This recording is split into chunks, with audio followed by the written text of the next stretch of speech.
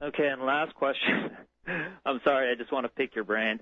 Does any of this all tie into what is called the Holy Grail, and what exactly is the Holy Grail? The Holy Grail has many, many levels, believe you me. I call it the Holy Trail because it's a trail of different levels. And on one level, of course, the Holy Grail is the search, your own search for yourself. It's your search for your soul. That's your primary Holy Grail, the search for your own soul. And of course, it's taken up by a much, much older system. The Holy Grail isn't an old story. It's a much, much older story than the one that was given out as a Holy Grail.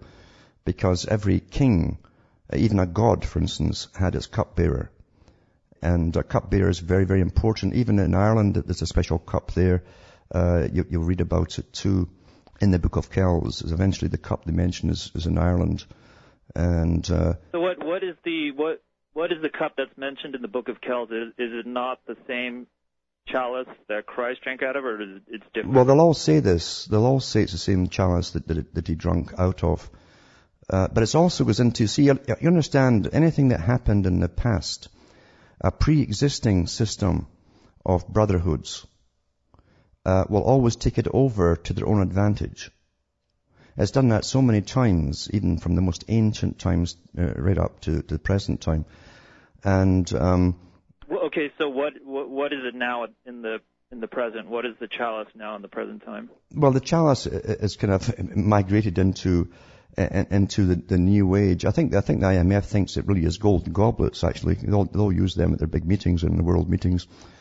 But the thing is to do even in ancient times, pre-ancient times, or pre-Christian times, say.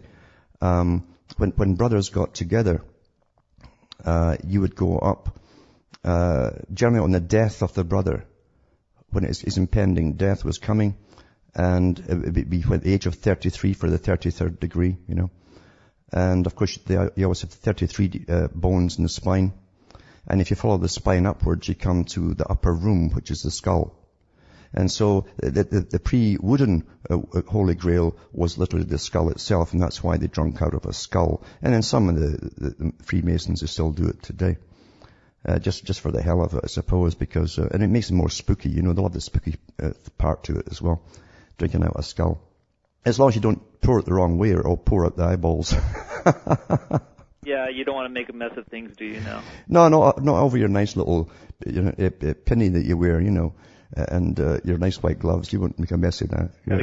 Got to keep the gloves clean. Yes, absolutely. Yeah.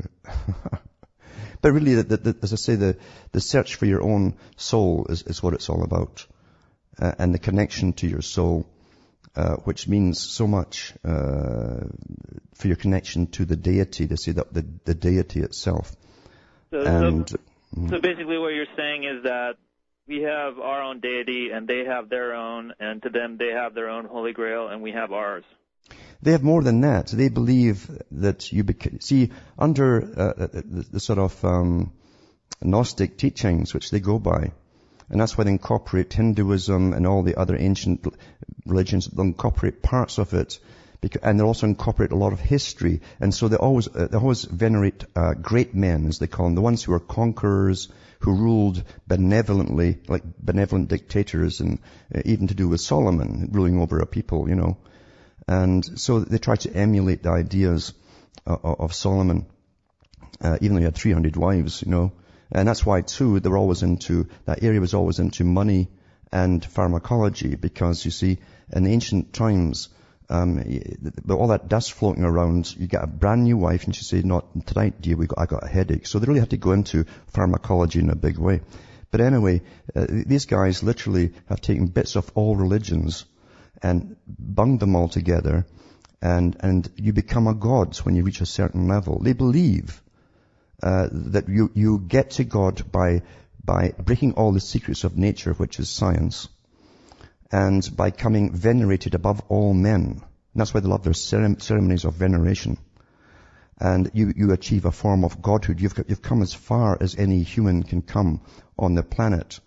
But within all of that, they still have this idea of their own coming Messiah one day, you know. either made by man himself through science or by a supernatural means. One or the other, doesn't matter. Okay, so let's say the New World Order comes into full fruition, and therefore a new world religion will come into full fruition. Will they want us to worship their God? People already are, in a sense. See, you can worship a God. A God, remember, even in ancient times, had many names. One God had many attributes. Even in the Old Testament, you have Jehovah and a whole bunch of names. These are all, and so did Ra, and so did Osiris. These are all attributes of the God. And so you're already worshipping the greening, whether you know it or not, you see. You're worshipping austerity, living within nature, as they call it, whether you know it or not. And you can become vegetarians, where you know it or not. So you can push from all angles. And they've already said at the United Nations they'll price meat out of sight, which they're already doing, by the way.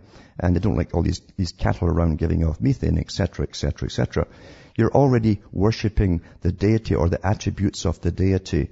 And eventually you'll have the deity brought forth at the right time. The actual deity itself, with all of its attributes, when the time is right. Yeah. So is there any possible opposition to this? The opposition would have to come from people who... Here's the problem with people coming against a system like this. Number one, they generally are oblivious of it. They're caught up in the regular media reports, you know. They can't see what's behind it or what's running the world. They don't have eyes to see. They see these big tables laid out and mere $1.5 trillion spent for security and meals for G20. But, they can't see beyond that. What are they actually looking at? You're looking at a ceremony with its rituals, its pomp and its circumstance and its rituals. You're seeing ancient rituals performed right in front of you. The same with the royal wedding. These are ancient rituals you're watching, and the people they just wave flags and cheer them. It's like the peasants outside looking in the window and saying, thank God someone's eating well. I'm happy for them, you know. That's how the public respond. You're constantly shown rituals of a system that's not just coming into being, as Bruce Sr. said. It's here now. It's actually here now. And the peasant now is looking through the window, which is now called a television box or a computer. Okay, so what if you're one of the lucky few who's able to recognize that you are observing a ritual going on? Then what? Well, then you must go on a higher search for yourself, because you will not be able to change it when the mass of the people are unable to see or hear.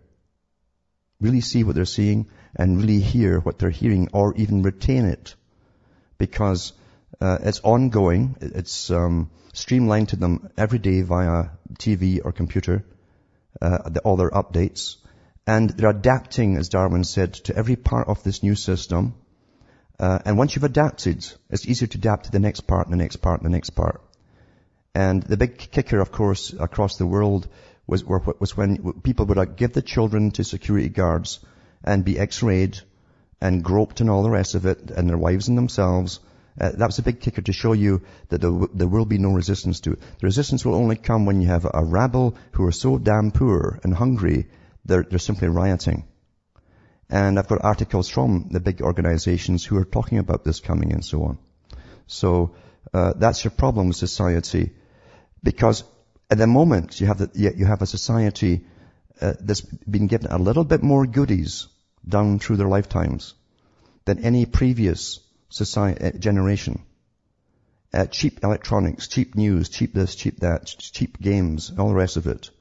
Lots of entertainment, and they have been subverted, morally and spiritually subverted through all the movies and the games, etc., that they're being given. The ancients said, and this is very true, that an immoral society cannot stand against anything. They won't stand together even. And that's where you are with what's happened today. Bezmenov said it very well from the Soviet Union in the 1970s. He says, then, by that time, it was all, the system of corruption had worked so well in the US that it was already over, because the people had adapted into corruption, not knowing what corruption really was. It was personal corruption.